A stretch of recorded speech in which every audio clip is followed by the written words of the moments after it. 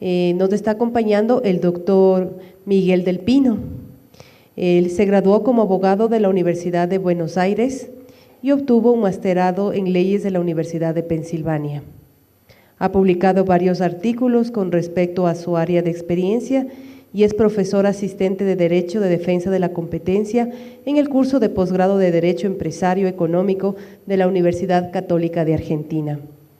En esta mañana nos va a presentar el tema Mejores prácticas de desinversión de activos tangibles e intangibles, como objeto de un condicionamiento de una operación de concentración.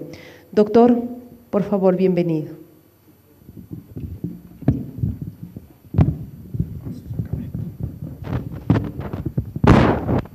Hola. Bueno, muchas gracias y retomamos nuevamente. Antes de empezar con mi presentación, quiero ir a este señor que tienen acá arriba. Todos ustedes lo conocen, ¿no? ¿Saben quién es, no? Además de esta camiseta, viste la del Barcelona. ¿Y saben por qué quiero comenzar con esta foto? Porque esto es competencia. Esto es competencia a nivel deportivo. Este señor, porque compite, puede estar donde está y puede a lo mejor llevarnos a nosotros algo mejor de lo que ha conseguido hasta ahora. Pero para el Barça lo ha logrado. Esto es competencia a nivel deportivo. Pero la competencia también se da a nivel económico. Y eso es lo que nos trae hoy acá. ¿Qué es la competencia a nivel económico? ¿Por qué las legislaciones, como nos contaba el superintendente, protegen a la competencia desde hace un siglo? Porque la competencia hace que los consumidores se beneficien. El bien que protege la competencia son todos ustedes, somos todos nosotros. Lo que buscamos con proteger la competencia es que los precios de los productos que compramos sean bajos y la calidad sea alta. Y es por eso que la legislación de la competencia busca justamente perseguir y corregir aquellos defectos a la competencia que pueden tener influencia en los precios de los productos, en las cantidades que se ofrecen y en la calidad de los productos que se ofrecen. Es por eso que estamos hoy acá, justamente. Y el control de la competencia se realiza de dos maneras, tanto acá en Ecuador como en prácticamente todo el mundo. El control de la competencia se analiza desde un punto de vista dinámico y desde un punto de vista estático. Desde un punto de vista dinámico, porque la autoridad está en forma constante viendo que los empresarios, que los comerciantes, que los participantes del comercio compitan de manera legal, que no perjudiquen a la competencia para beneficiarse ellos, que no realicen un acuerdo para subir el precio de un producto, porque ahí están perjudicando a un consumidor, ahí los están perjudicando a ustedes. Que alguien que tiene una posición de dominio, o sea, alguien que es muy grande en el mercado, no realice conductas unilaterales, es decir, por él mismo, que pueda perjudicar a la competencia, que los pueda perjudicar a ustedes. ¿Entienden? Esa es un poco la base de lo que estamos acá. Y la otra manera de controlar la competencia es un análisis estático. Ahí lo que hago es sacar una foto. Saco una foto de la transacción, la veo, la analizo para el futuro y veo si en el largo plazo esa transacción no puede perjudicar a la competencia. Y en analizar esa foto es donde yo puedo hacer tres cosas. Puedo aprobar la transacción, puedo rechazarla, puedo prohibirla, puedo decirles, no señores, ustedes no se pueden fusionar. Si ustedes se fusionan, están perjudicando a la competencia, están perjudicando al mercado, están perjudicando a los consumidores.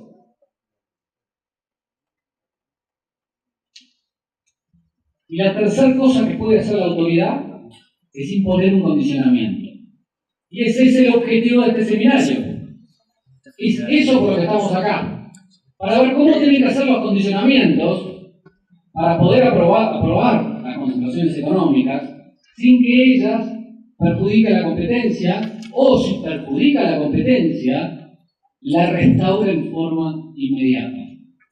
Mi rol hoy es contarle cuál es la experiencia argentina. En la Argentina tenemos control de concentraciones económicas desde 1999. Está previsto, al igual que acá en Ecuador, la aprobación, el rechazo y el condicionamiento. El condicionamiento surge del artículo 13b, en el cual la autoridad puede sujetar la aprobación de una transacción al cumplimiento efectivo de un condicionamiento. Y el objetivo de mostrarles esta foto es... Mi primera conclusión es, ¿ha sido efectivo el control de concentraciones económicas en Argentina? Yo creo que no. Yo creo que han pasado prácticamente 20 años, hemos analizado muchas transacciones y hemos aprendido un montón. Y creo que de todo lo que hemos aprendido es de donde pueden surgir las mejores prácticas. Miren un poco las estadísticas de lo que ha sido la foto, de lo que ha sido la foto que mira la autoridad y lo que ha hecho con esa foto. De 1999 a 2015, estas son estadísticas propias, hechas en base a analizar las resoluciones de nuestra autoridad, que es la Comisión Nacional de Defensa de la Competencia. Se analizaron 900 casos de adquisición de empresas, distintos tipos de adquisición, no importa que lo comentemos. De esos 900 que se analizaron, 835 fueron aprobadas, plenamente aprobadas. Condicionadas, es decir, sujetas a la realización de un acto para poder aprobarlas, 59, el 6,55. ¿Acá? Perdón, me están dando instrucciones técnicas.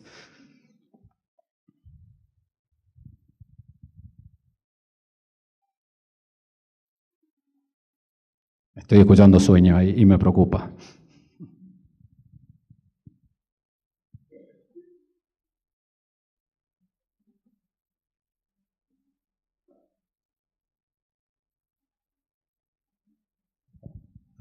Bueno, como les decía, ahora está mejor, el 6,55% de las transacciones fueron condicionadas y rechazadas el 0,67%. 6 transacciones sobre 900 fueron rechazadas.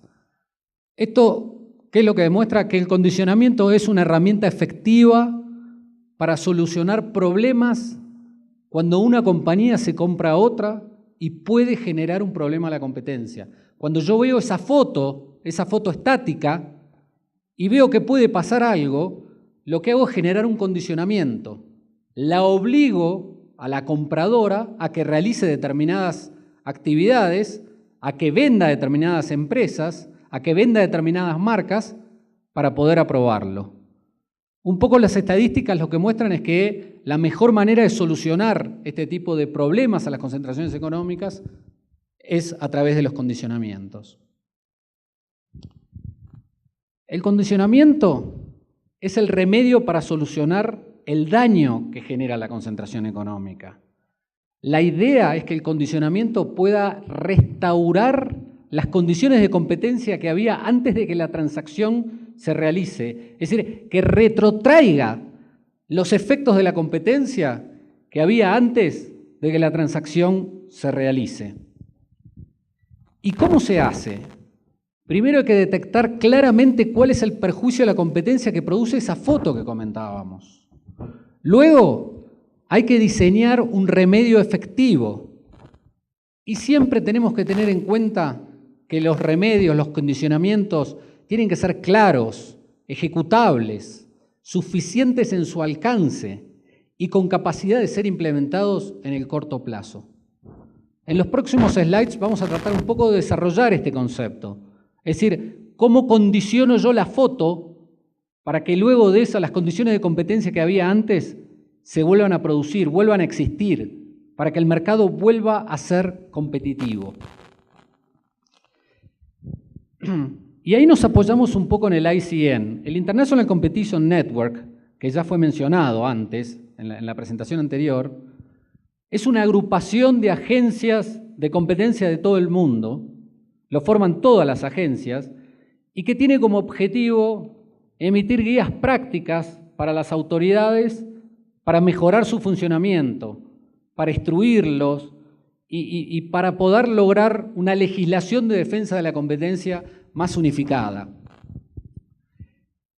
El ICN dice que para evaluar un condicionamiento hay que tener en cuenta justamente el impacto competitivo, la duración, la aplicación práctica y por último, el riesgo de ese condicionamiento.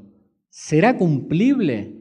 Si yo tengo mucho riesgo de imponer un condicionamiento, y después lo vamos a ver en Argentina, hubo una cantidad enorme de condicionamientos que no se cumplieron.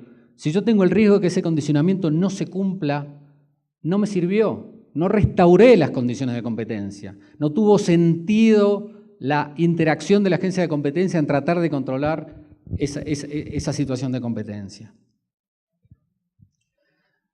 Según el ICN, justamente, los remedios son case specific, es decir, caso por caso, cada remedio es de cada caso, no hay una cosa que se puede aplicar a la otra, y tienen que ser intensos, fact intensive, tienen que ser en el hecho intensos. De vuelta, el objetivo es volver a lograr la situación de competencia que había antes de que se produzca la transacción. Y es por eso que la ICN dice que requiere de una cabal comprensión del daño que se produce a la competencia, de diseñar un remedio para ese daño y de un análisis exhaustivo de cómo el remedio mantendría o restauraría la competencia perdida por la transacción. Y entremos un poco en el concepto de remedios. Hay dos tipos de remedios. Están los remedios estructurales y están los remedios conductuales. Llamo remedios y condicionamientos, es exactamente lo mismo. Perdón, O sea, los condicionamientos se dividen en dos grandes grupos. Por un lado, los estructurales y por otro lado, los conductuales. Los remedios estructurales, justamente como su palabra lo dice, implica un movimiento estructural. Como consecuencia de la transacción, yo la obligo a la compañía a vender una empresa, a vender una marca, a vender un portafolio de clientes. O sea, hay un cambio estructural. A contrario de ello, los remedios conductuales no tienen efecto sobre la estructura, no modifican la estructura, pero sí modifican la conducta de la nueva compañía. O sea, lo que hace el remedio conductual es que la nueva compañía asuma obligaciones de hacer o de no hacer justamente para proteger la competencia. Por ejemplo, la más típica es el cese de exclusividades.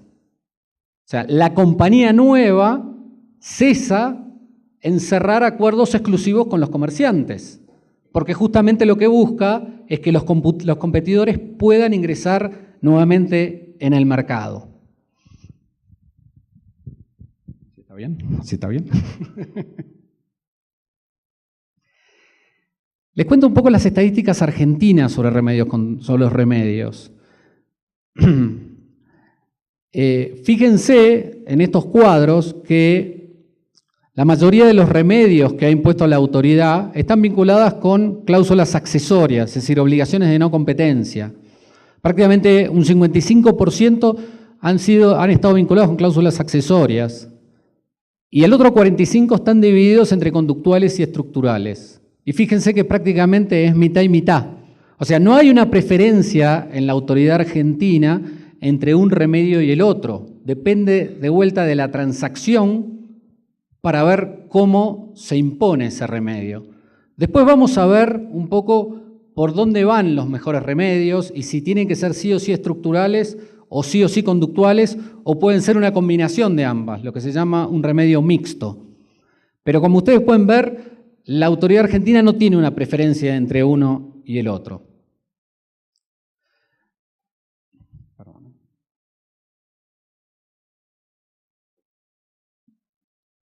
Hablábamos del tiempo.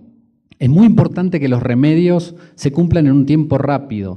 La eficacia del condicionamiento está vinculada con la velocidad en la cual se puede cumplir el remedio. Y acá es donde en Argentina tenemos un serio tema. Fíjense que para analizar una transacción la autoridad argentina se toma 2 años y medio. Es decir, si Coca se compra Pepsi en Argentina, tiene que esperar 2 años y medio para ver si esa transacción es aprobada o no. Y si, como consecuencia de una transacción como la de Coca y Pepsi, conjeturalmente, se le impone un condicionamiento, tarda 5 años de promedio en ser aprobado. Se dan cuenta que acá ahí está claramente uno de los problemas que tiene la autoridad argentina. La imposición de remedios en la Argentina no es rápida, es muy lenta y eso atenta contra la competencia. Lo vamos a ver un poquito más adelante cuando veamos cuáles son las mejores prácticas. Pero pasemos un poco a cuál es la experiencia en sí de la Argentina. Empecemos por los remedios estructurales. Un caso típico que tuvimos en el 2003 fue justamente la fusión de las 2 cerveceras más importantes que había en la Argentina. Cuando Ambev, la cervecera brasilera, compró Quilmes, la principal cervecera argentina. Esta transacción dio mucho que hablar en la Argentina. De hecho, su cumplimiento tardó 6 años. El condicionamiento que impuso la autoridad tardó 6 años, tuvo medidas cautelares, tuvo amparos, tuvo juicios, tuvo denuncias.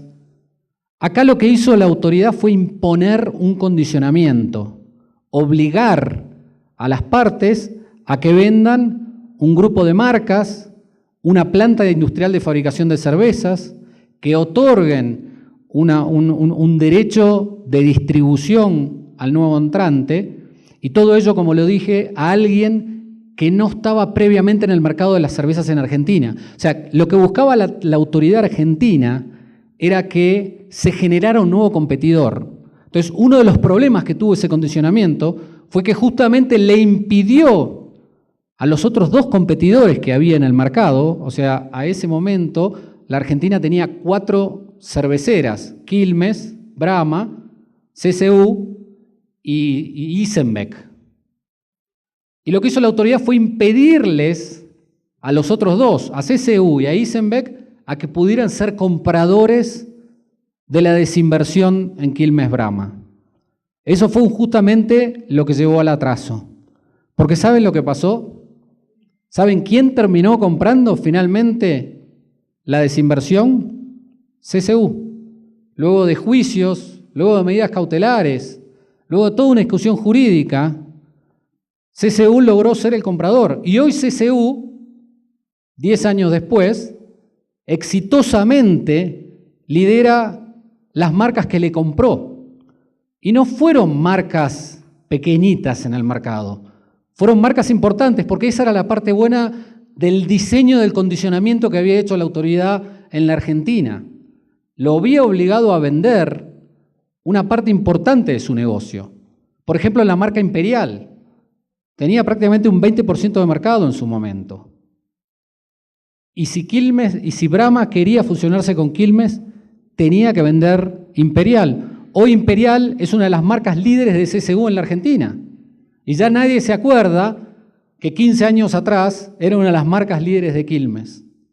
Con lo cual, y lo vamos a ver más adelante, los condicionamientos tienen un problema de diseño y tienen un problema de tiempos para que ocurran.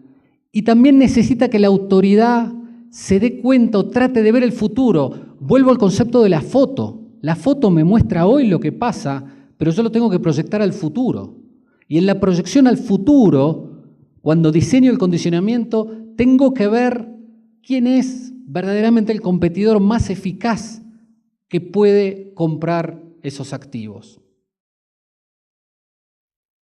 Luego hubo un montón de casos estructurales. El caso de Bimbo Fargo fue muy parecido al de las cervezas. En este caso, la principal panificadora mexicana compró la principal panificadora argentina, Fargo.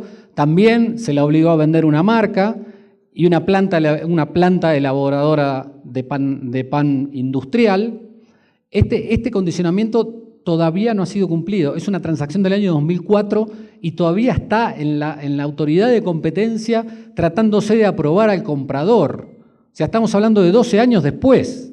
Y esto es importante que lo tengan en cuenta para que se den cuenta que una muy buena práctica de un condicionamiento es que sea efectiva, que sea rápido. No podemos tardar 12 años en cumplir un condicionamiento. Podemos mencionar Banco Macro con Nuevo Banco Bisel, el caso de Alpargatas, el caso de Monsanto Inaudi o Sherin Plaque y Organon. Todas estas han sido condicionamientos estructurales. Algunos de estos se cumplieron. El caso de Alpargatas, por ejemplo, fue un condicionamiento exitoso. En 9 meses se obligó a vender el producto bombachas de campo y ropa de trabajo de la marca Pampero, que la compró Cardón, que es una marca muy conocida en Argentina de ropa de moda, y hoy Cardón es al quien todo el mundo reconoce como el que vende las bombachas marca Pampero, cuando años atrás las bombachas marca Pampero eran de Alpargatas. Hoy ya nadie se acuerda de eso y Cardón es un competidor efectivo en el mercado. Y Cardón era un competidor de Alpargatas. Yo no sé si Alpargatas quería que Cardón compre ese producto, porque era efectivamente quien le podía competir, era quien tenía la capacidad financiera de competirle. Y hoy Cardón es un competidor vigoroso. Ustedes entran a cualquier local de Cardón en Buenos Aires y se pueden comprar una bombacha de campo. Marca Pampero, que es la marca más clásica de bombachas de campo. A lo mejor no entienden un poco, o algunos sí, pero la bombacha de campo para el argentino es algo muy importante, porque el argentino lo que conoce es el campo. El argentino nació del campo. Todos en nuestras familias estamos vinculados con el campo. Todos vamos al campo y ahí es donde conocemos las bombachas Pampero. Por eso le digo que podría Alpargatas haber buscado algún otro competidor que desaparezca, o podría haber hecho la autoridad que se la transfiere a algún otro competidor y que el producto desaparezca. Y Alpargatas años después inventará un producto nuevo con otra marca. Pero no pasó eso, lo compró Cardón y hoy ese producto es un producto exitoso en el mercado y Alpargatas tiene que competir con Cardón. ¿Entienden? Este es el objetivo de mirar la foto. Es esto lo que queremos lograr. Situaciones de competencia como las que había antes de que se produzca la transacción. Y un buen ejemplo es el de Pfizer-Wyeth, que está vinculada con la transacción de Pfizer-Nestlé, que nos comentaban en la transacción anterior, es una transacción posterior. También estuvo sujeta en la Argentina a una condición estructural que se cumplió exitosamente. La CNDC, o sea, la Comisión de Defensa de la Competencia Argentina, puso como objetivo justamente que intentaba restablecer las condiciones de competencia en los mercados potencialmente afectados por la transacción y alivianar cualquier preocupación sobre un posible perjuicio al interés económico general, sobre un posible perjuicio a la competencia. Y veamos un poco los remedios conductuales, ya olvidémonos de las estructuras, de la transferencia de estructuras, y veamos un poco qué es lo que ha pasado en los conductuales. El primer caso que tuvimos es un caso justamente del año 2000, en el cual Carrefour, la cadena de supermercados, compró Promodés, que en Argentina implicó la fusión de las dos principales cadenas de supermercados, Carrefour con Norte. Acá lo que hubo fue un remedio conductual vinculado a analizar el mercado de la ciudad de Rosario y del Gran Rosario por un año, porque había otro competidor, Supermercados Coto, que había anunciado que durante el transcurso del año 2000 iba a abrir un supermercado en la ciudad de Rosario. Entonces, lo que dijo la autoridad de la competencia fue: sujeto a la aprobación de esta transacción, a estudiar el mercado de la ciudad de Rosario y del Gran Rosario por un año. Y si Supermercados Coto abre en Rosario, se mantienen las situaciones de competencia y ahí apruebo la transacción. Este es un típico ejemplo de un condicionamiento conductual. Es una obligación de hacer. Espero. Si no se abre, a lo mejor tengo que pasar a un acondicionamiento estructural. Pero fue resuelto con una conducta por parte de las partes y por parte de un tercero. Un caso similar se dio en el caso Cablevisión y Multicanal. Este es un caso de 2007 donde el principal proveedor de televisión por cable de la ciudad de Buenos Aires compró a su principal competidor, que era Multicanal. La autorización estuvo sujeta también al cumplimiento de conductas. Las conductas eran que el valor de la suscripción básica de TV debía seguir ciertos estándares, la provisión de contenido gratuito de TV por cable a escuelas y asilos públicos de ancianos, la prestación de programas gratuitos a hospitales, centros de salud, estaciones de bomberos, comisarías de policía de ciudades y comisarías de policía de ciudades de hasta 100.000 habitantes. Esta transacción también fue muy discutida judicialmente, tuvo una gran vinculación política, pero finalmente la transacción fue aprobada. Y un caso de remedio conductual interesante es el caso de Bridas, cuando compra lo que era la compañía en Argentina de la petrolera Exxon, la petrolera ESO. Acá hubo una obligación conductual asumida por el grupo Bridas de ampliar la capacidad de refinamiento de petróleo en una zona de la Argentina. Bridas era el principal refinador de petróleo y al integrarse verticalmente con eso, que era una de las principales compañías que vendía estación de servicios que vendía petróleo a nivel minorista, lo que hacía era justamente alejar a los otros competidores que tenía de la posibilidad de refinar petróleo en las compañías de Bridas. Entonces la comisión le dijo, yo te autorizo la transacción, pero te obligo a que agrandes tu capacidad de refinamiento. Te obligo a que hagas una inversión para que ahora en adelante puedas refinar más petróleo. Así podés refinar el petróleo de eso, pero también podés seguir refinando el petróleo de todos los competidores, tanto tuyos en un nivel de la cadena, como de eso en el otro nivel de la cadena. Y después tenemos el caso de British Airways, Iberia. Esta también fue un remedio conductual, a mi gusto extraño. Vamos. El problema que vio la autoridad argentina aquí fue que, digamos, cuando ustedes analizan transacciones en el mercado aéreo, lo que ven es el mercado ruta por ruta. Cómo es la ruta de Buenos Aires a Quito, cómo es la ruta de Quito a Lima, cómo es la ruta de Quito a Bogotá. Al analizar esta transacción, lo que vio la autoridad en Argentina era que Iberia era la principal línea aérea en la ruta Buenos Aires-Madrid y British Airways era la principal en la ruta Buenos Aires-Londres. Y lo que detectó era que había muchas personas que iban a Londres a través de Madrid. Con lo cual acá se llegaba a un 70% de mercado en lo que era la ruta Buenos Aires-Londres. Y mientras duraba la transacción, British Airways anunció en la Argentina que disminuía su capacidad de vuelos semanales. British Airways volaba todos los días de Buenos Aires a Londres y durante la transacción anuncia que comenzaba a volar 5 días a la semana, es decir, eliminaba 2 vuelos. ¿Qué era lo que pasaba? Cuando veíamos esa foto, ¿qué era lo que pasaba? Se estaba perjudicando la competencia, se estaba concentrando el mercado.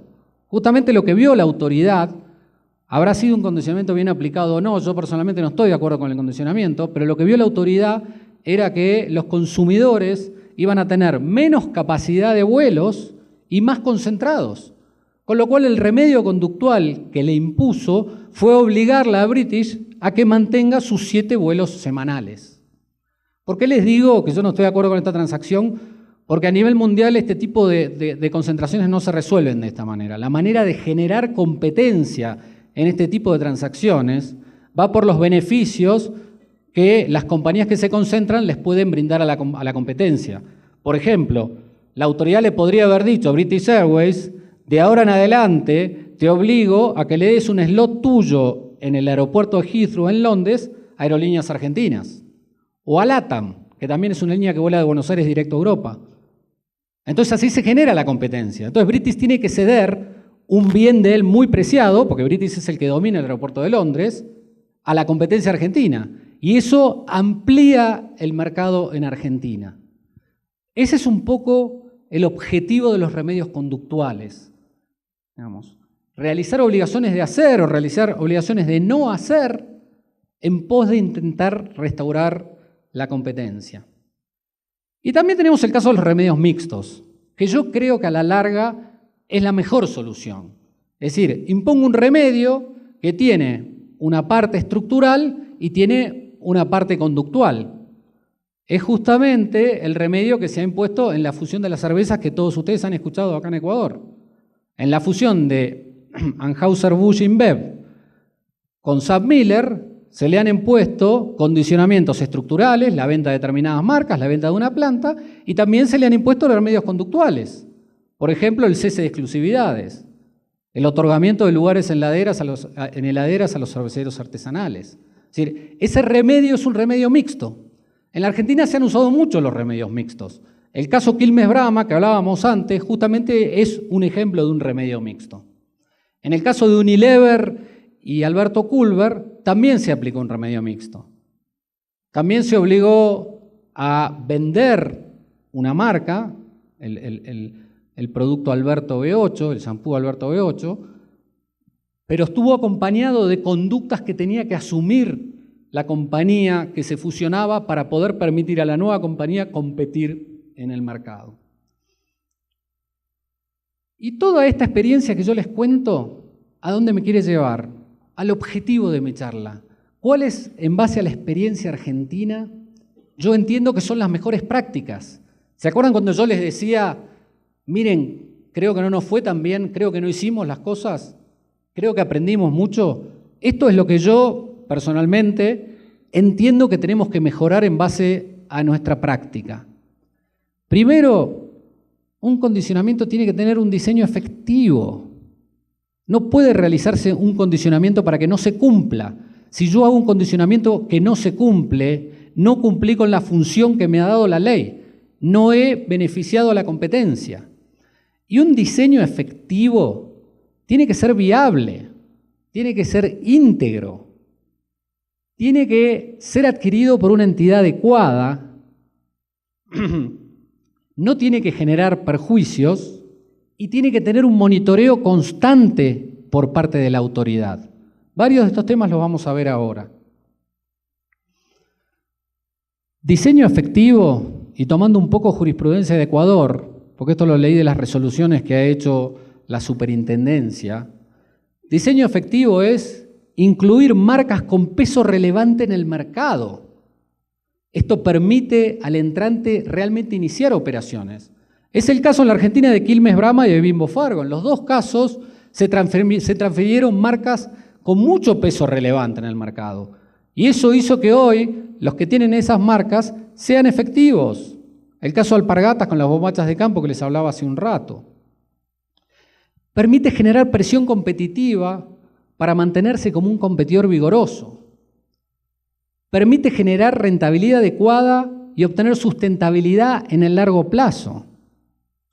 Muchas ventas permiten que se use la capacidad instalada. Capacidad instalada es cuánto puede producir una fábrica.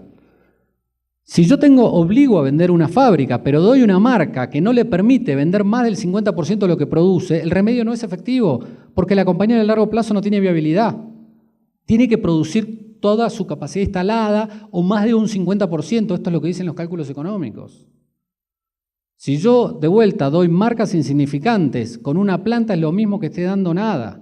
Tengo que dar una marca de peso en el mercado para que la compañía produzca todo lo que puede vender.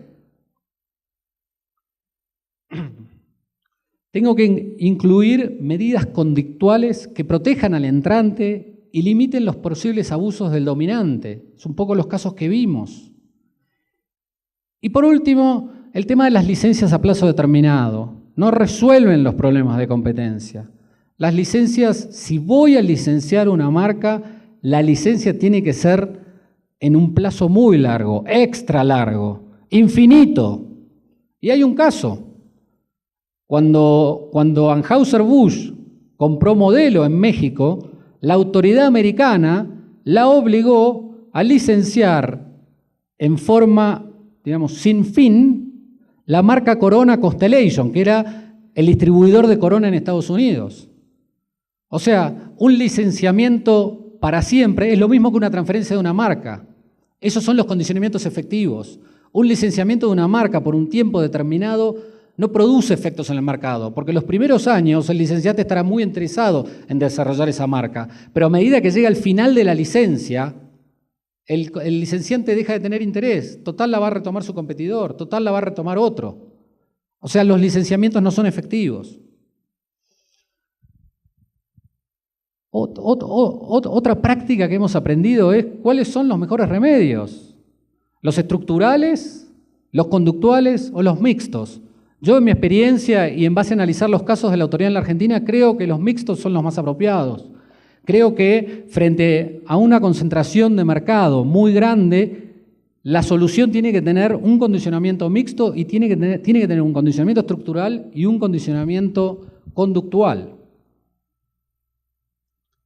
impuesto o negociado. ¿Tiene la autoridad que imponerme el condicionamiento? ¿O son las partes las que proponen el condicionamiento? Esto no tiene una solución directa. La Argentina empezó imponiéndolos. El caso Quilmes Brahma, el caso Bimbo Fargo fueron imposiciones unilaterales de parte de la autoridad. No surtieron un efecto inmediato. Luego de esos casos, la autoridad lo que empezó a hacer es empezó a negociar. Al principio del análisis de la transacción, cuando recién veía la foto, le pedía a las partes esta transacción, o le decía a las partes, esta transacción no me convence. ¿Por qué no pensamos en un condicionamiento? ¿Qué se te ocurre a vos, parte como condicionamiento efectivo? Después la autoridad lo tiene que analizar. La autoridad no tiene que hacer todo lo que dice las partes. Justamente la ICN lo dice específicamente. Las partes pueden tener incentivos muy fuertes de proponer remedios, pero no siempre los remedios que ofrecen son los que restauran la situación de competencia. Pero una mejor práctica desde este punto de vista es que las partes ofrezcan los remedios. Después se sujete un compromiso de desinversión firmado por las partes y por la autoridad, y la aprobación esté justamente sujeta al cumplimiento de ese compromiso. Los tiempos de revisión. Este es otro punto que marca la ICN como muy importante.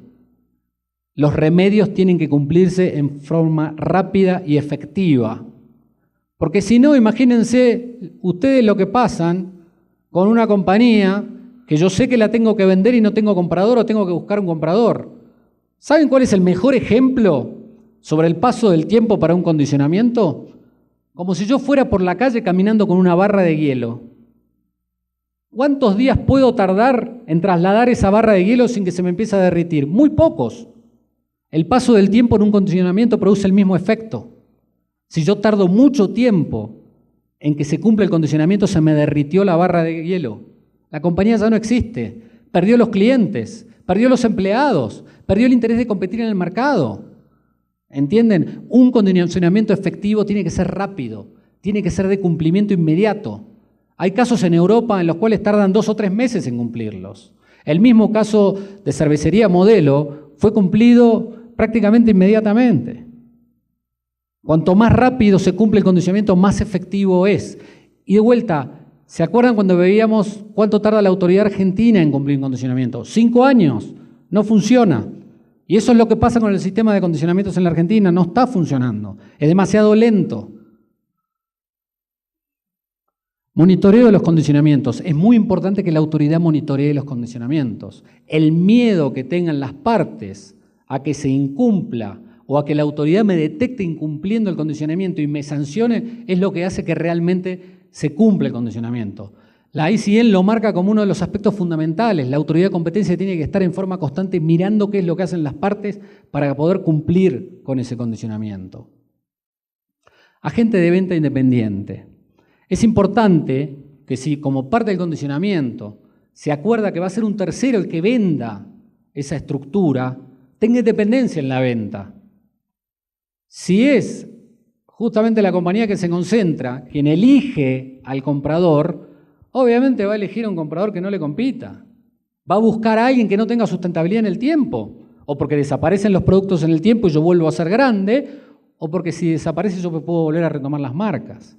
Es muy importante que el agente de ventas tenga independencia en la venta y que esté monitoreado por la autoridad, que sea la autoridad con el agente de ventas quien decida en última instancia quién va a ser el comprador para esos activos. Y justamente ahí viene la otra mejor práctica.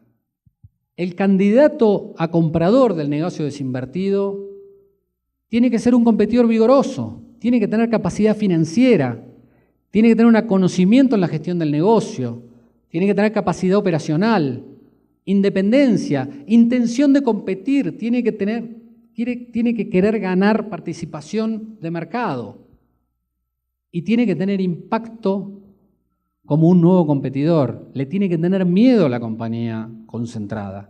Ahí es cuando estamos siendo efectivos con el condicionamiento. Y por último, una mejor práctica que hemos aprendido en la Argentina es la emisión de lineamientos. En Argentina no tenemos lineamientos para análisis de condicionamientos, como sí lo tiene la Unión Europea, lo tiene Estados Unidos y lo tiene la misma ICN. Sin embargo, en Argentina no hay lineamientos que le indiquen a las partes cómo es la mejor manera de cumplir un condicionamiento. Ha sido muy efectivo este tipo de condicionamientos. Y bueno, hasta acá he llegado. Estas han sido las mejores prácticas que hemos aprendido en la experiencia argentina. Espero que se hayan divertido. Ojalá logremos en la Argentina tener un Messi de la competencia económica. Ojalá lo que se logra con la competencia deportiva se pueda lograr con la competencia económica, que como lo dije al principio, es beneficiarnos a todos nosotros. Es que los consumidores puedan conseguir productos más baratos, de mejor calidad y en mayor cantidad. Muchas gracias.